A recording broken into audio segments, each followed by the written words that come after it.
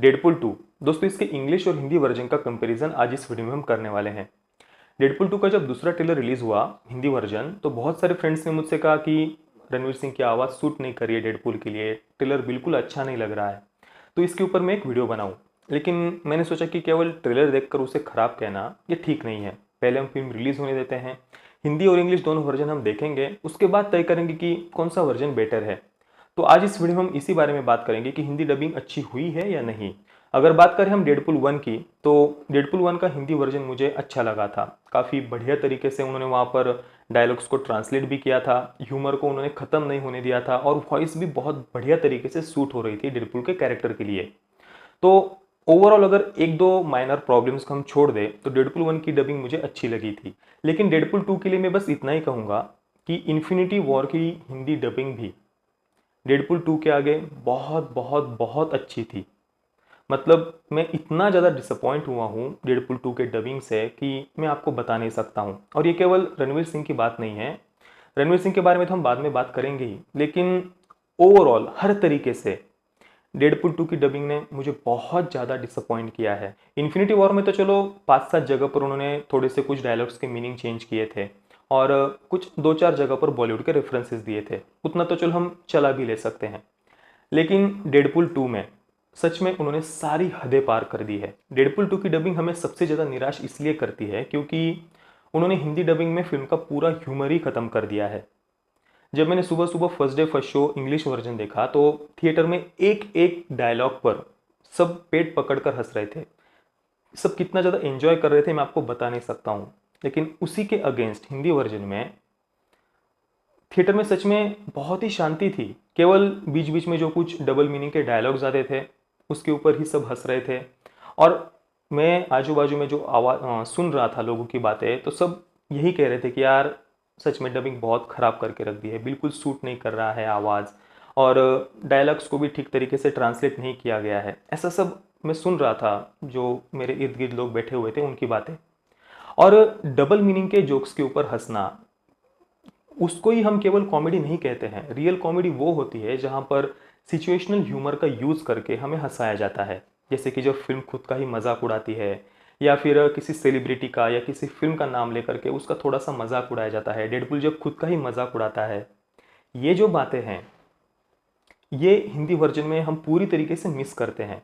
इन सब को पता नहीं ऐसा ट्रांसलेट कर दिया है, सब खिचड़ी करके रख दी है। मतलब वो ह्यूमर ही पूरी तरीके से ख़त्म हो गया है हिंदी डबिंग में। फिल्म में जितनी भी जगह पर किसी हॉलीवुड की फिल्म का या सेलिब्रिटी का नाम था, उन सभी जगह पर, और जहाँ पर हॉलीवुड के सेलिब्रिटीज़ और फिल्म का नाम नहीं था उन जगह पर भी ज़बरदस्ती बॉलीवुड के फिल्म्स के, बॉलीवुड के सेलिब्रिटीज़ के, हीरोज़ के रेफरेंसेस फिल्म में दिए गए हैं।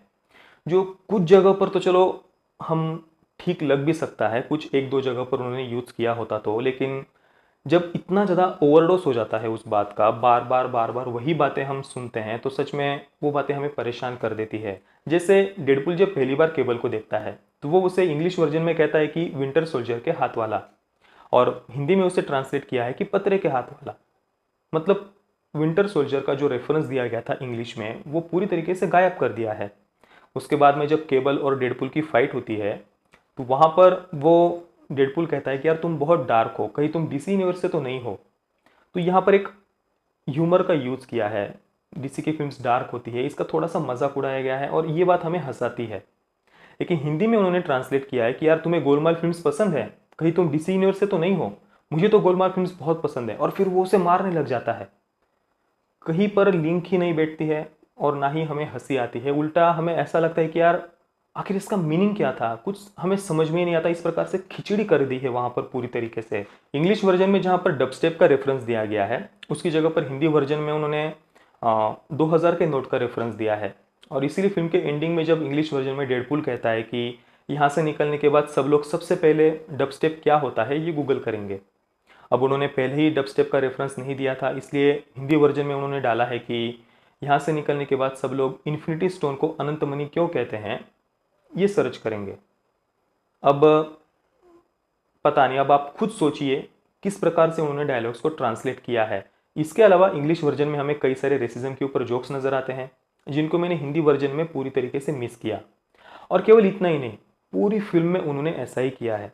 और इसीलिए इस बार मैंने कोई भी पॉइंट्स नोट डाउन नहीं किए। जैसा कि इन्फिनिटी वॉर का जब हमने हिंदी वर्सेस इंग्लिश का वीडियो बनाया था, तो उस समय मैंने 8-10 पॉइंट्स नोट डाउन किए थे, ये चेंजेस मुझे नज़र आए हैं।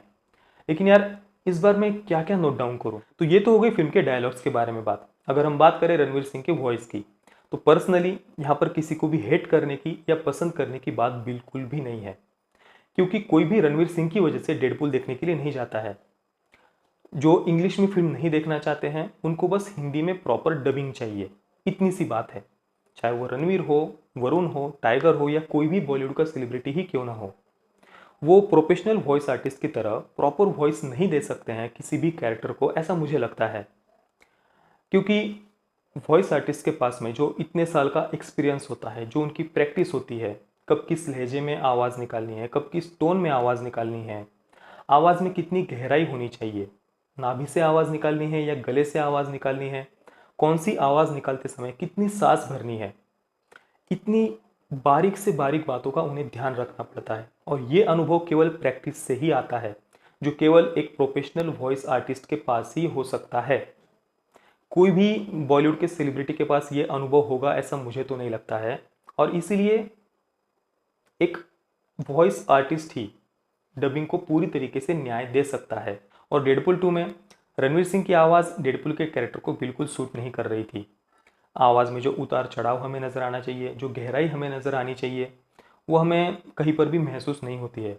लगभग एक जैसे ही आवाज़ रणवीर सिंह की पूरी फिल्म में हमें सुनाई देती है। और इसलिए इसके हिंदी वर्जन ने मुझे सच में निराश किया है। जो भी हॉलीवुड की फिल्म्स के डिस्ट्रीब्यूटर्स हैं, उनसे बस एक ही रिक्वेस्ट है कि हमें बस प्रॉपर डबिंग चाहिए। आपके फैंस जो सोशल मीडिया पर विरोध कर रहे हैं, उनकी आवाज़ आप प्लीज़ सुनिए। तो दोस्तों, अगर आप भी हिंदी में प्रॉपर डबिंग चाहते हैं तो इस वीडियो को लाइक और शेयर ज़रूर करिए। और अगर आपने अभी तक हमारे चैनल को सब्सक्राइब नहीं किया तो प्लीज़ चैनल को सब्सक्राइब ज़रूर करिए। ये वीडियो देखने के लिए आप सबका बहुत बहुत धन्यवाद। जय हिंद, वंदे मातरम।